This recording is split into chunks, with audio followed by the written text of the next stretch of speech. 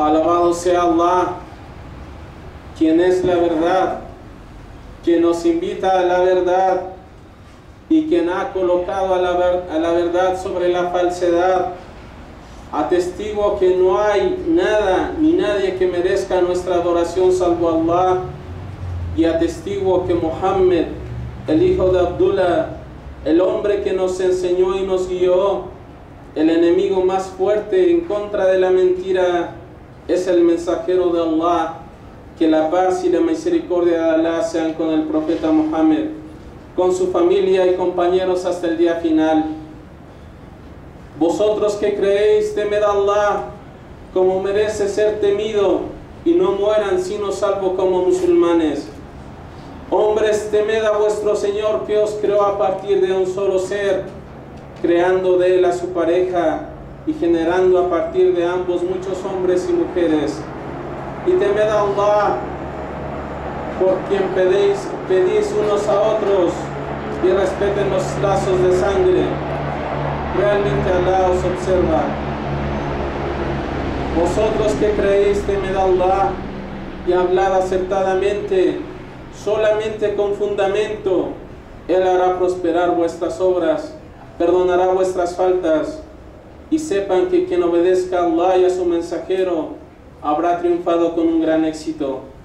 En verdad, la mejor palabra es la palabra de Allah, la mejor guía es la guía de Muhammad sallallahu alayhi wa sallam, y todo asunto innovado en la religión es un extravío.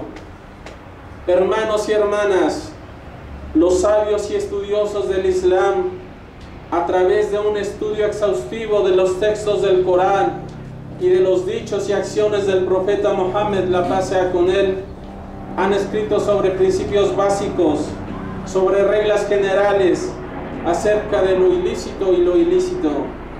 Reglas que es necesario estudiar y merecen prestar nuestra atención, ya que son la metodología de todo musulmán y musulmana en cuanto a qué hacer y qué no. Hoy hablaremos de un principio y una regla muy importante que dice así: el principio dentro de la adoración es que toda adoración es prohibida, excepto lo que ha sido legislado. Y el principio en que lo que no es adoración es todo permitido, excepto aquello que es prohibido por la legislación. Esto quiere decir que las puertas en la adoración están cerradas, excepto aquello que fue legislado por el mensajero de Allah, la paz sea con él, dado que Allah el Altísimo dice: pues que tienen asociados que les han legitimado cosas en la práctica de adoración que Allah no ha autorizado. Y el profeta, la paz sea con él, dijo: quien obre fuera de como lo hemos hecho le será rechazado. No hay duda que la adoración que no es conforme a aquella que fue legislada por el mensajero de Allah sallallahu alayhi wa sallam le será rechazada quien la practique. Siervos de Allah, no es permitido adorar a Allah excepto si es que esa adoración está establecida en los textos de la Sharia, en el Corán y en la Sunna, siendo una adoración ordenada por Allah el Altísimo. Por lo tanto, una adoración solo puede ser practicada de cierta manera, únicamente teniendo una prueba, que en árabe se le llama dalil, de los textos del Corán o de la Sunna. Dice Allah el Altísimo: hoy os he completado vuestra práctica de adoración, he culminado mi bendición sobre vosotros y os he complacido el Islam como práctica de adoración. Ciertamente que Allah el Altísimo completó nuestra religión, y aquello que no es legislado por Allah no forma parte de ella. Abu Dhar, que Allah esté complacido de él, mencionó que el profeta sallallahu alayhi wa sallam dijo: no hay ningún asunto que los acerque al paraíso o que los aleje del infierno sin que se les haya clarificado. Es un hadith auténtico transmitido por Tabarani y clasificado como auténtico por Sheikh Al-Albani. Por lo tanto, aquello que no clarificó el mensajero no forma parte de la religión y no es algo que podamos decir que acerca al paraíso o que aleje del infierno. Dijo Sheikh Ibn Taymiyyah, rahimahullah, al analizar los principios de la Sharia, sabemos que las adoraciones ordenadas por Alá o aquellos asuntos que ama no están establecidos sino a través de la ley, es decir, solamente a través del Corán o de la Sunna. En cuanto a las costumbres o asuntos mundanales realizados por la gente, necesidades, etc., el origen en esto, o es el principio, es que no están prohibidos. De esta manera no se prohíbe de ellos excepto lo que está establecido en una prohibición de Alá o de su mensajero, la paz sea con él. Dado que la orden y la prohibición deben de estar fundamentadas en la ley de Allah, las adoraciones necesariamente tienen que haber sido ordenadas, porque ¿cómo se podría decir que algo que no estamos encomendados a hacer puede ser una adoración?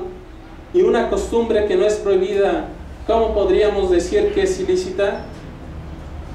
Es por eso que el Imam Ahmed y otros faquís y maestros del hadith decían: el origen de toda adoración es que esta adoración es prohibida, así que no es legislado sino únicamente lo legislado por Alá.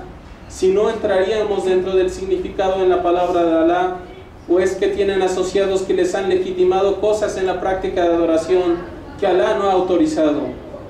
De aquello que no forma parte de la religión, como los asuntos cotidianos de la gente, su origen y el principio es que todo es permitido y no se prohíbe sino solo aquello que es prohibido por Allah, porque si no entraríamos dentro del significado de la palabra de Allah. Ven la provisión que Allah ha hecho descender para vosotros y habéis decidido, no obstante, qué es lo ilícito y qué es lo ilícito. ¿Os ha dado Alá autorización o es que están inventando sobre Allah? Es por ello que Alá reprende a los asociadores que establecieron asuntos en la religión que Alá no permitió y prohibieron asuntos que Él no prohibió.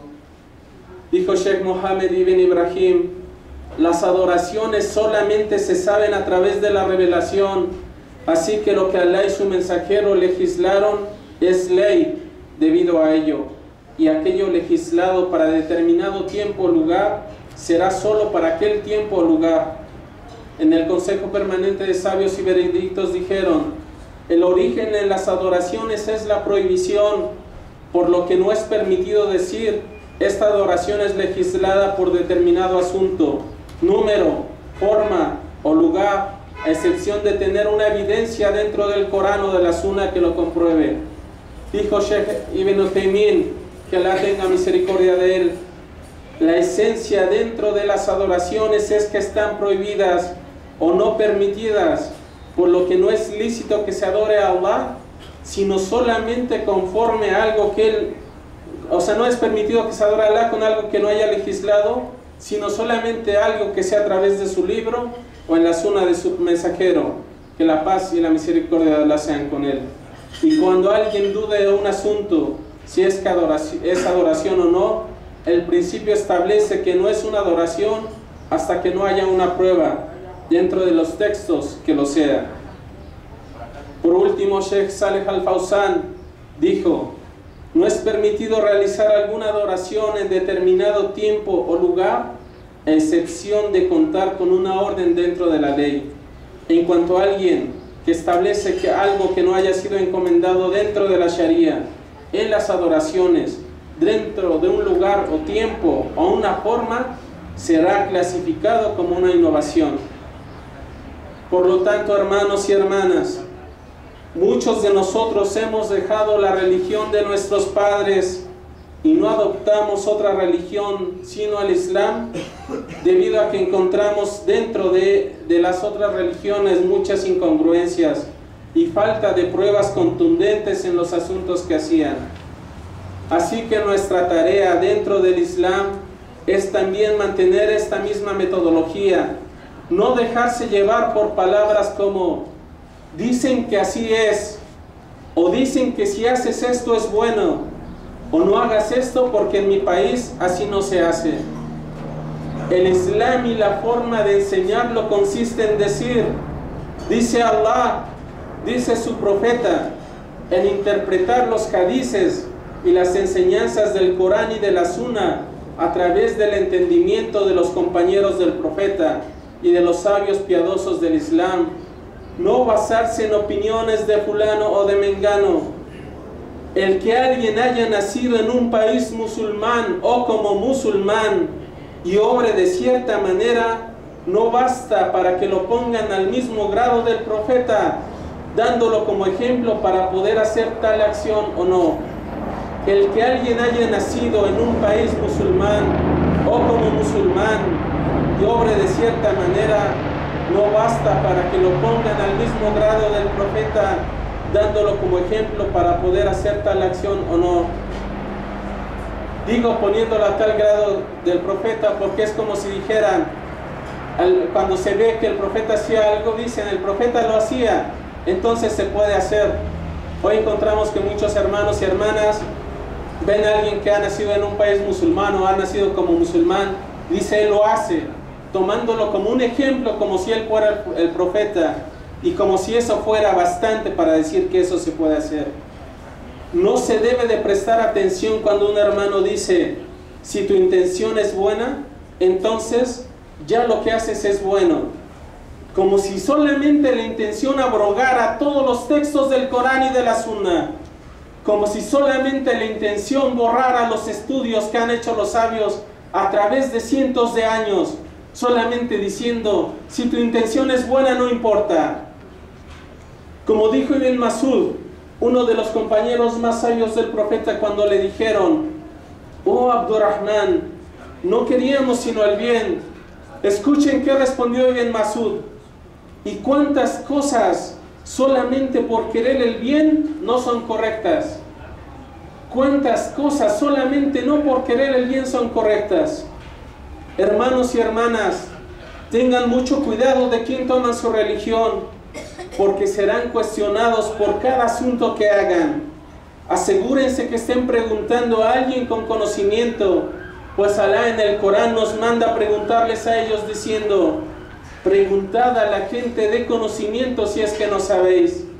No dice, pregunten a cualquier amigo musulmán que tengas, a ver qué te responde. Les pongo un ejemplo para que no tomemos esto tanto a la ligera, como acontece una y otra vez. El imán Ahmed, que Alá tenga misericordia de él, pasó estudiando todos los asuntos sobre la menstruación alrededor de 9 años. El imán Ahmed, uno de los grandes del fiqh, y es solo un ejemplo, también lo hizo el imán Abu Hanifa, imán Malik. Ellos pasaban años estudiando asuntos de nuestra religión, simplemente de la menstruación, más de 9 años. ¿Y cómo es posible que ahora, si queremos saber algo de la religión, vayamos con alguien que sabe que no ha estudiado, que solamente a veces lee, y pongamos lo más importante de nuestra vida, que es la religión, en las manos de otro hermano? Puede ser que uno tenga intención, una buena intención, eso no es malo, pero como les digo, toda buena intención debe de ser acompañada del ejemplo de los sahaba, del ejemplo del profeta, del ejemplo que aquello que nos encomienda Alá en el Corán. En cuanto a responder los asuntos de la religión, que aquí viene el otro lado de la moneda. Hay hermanos que preguntan a cualquiera los asuntos de la religión, pero también están los hermanos que les responden. Están los hermanos que toman la palabra de Alá y del mensajero como si fuera cualquier cosa. Los sahabas, cuando respondían a algo del Islam, decían, antes de responder sobre una pregunta de la religión, me sitúo entre el paraíso y el infierno, ya que uno hablará acerca de Allah y de su mensajero. Es lamentable ver que muchos musulmanes hablan hoy en día de cualquier asunto religioso como si fuese un experto en la materia, olvidando la palabra de Allah. No hay nadie más injusto, no hay nadie más injusto, no hay nadie más injusto que aquel que inventa mentiras acerca de Allah sin fundamentos para desviar a los hombres. Ciertamente Allah no guía a la gente injusta. Le pido a Allah que nos dirija hacia la verdad, que nos enseñe la verdad como tal y nos aleje de la mentira. y nos la enseñe como tal.